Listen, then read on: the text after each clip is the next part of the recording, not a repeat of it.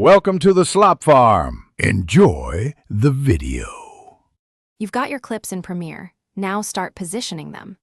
First, create a sequence that matches your main clip so scale behaves predictably. Once done, drag one clip to V1 and the other to V2 so they stack. This lets you control each half independently. Make sure the clips overlap in time where you want the split to show, and set your program monitor to fit so you can see the whole frame while adjusting. Now you'll define the visible halves. Select the top clip and add the crop effect. Adjust left or right to reveal the lower clip beneath. You can also use an opacity mask, rectangle, or ellipse if you want rounded or angled splits. This gives more creative control.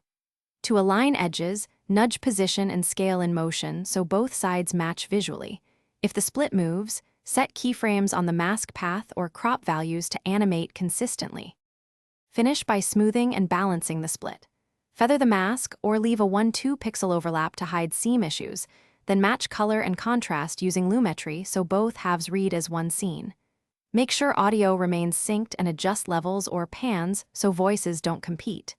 Finally, export with H.264 and a sensible bitrate for your destination. If you see edge artifacts, increase.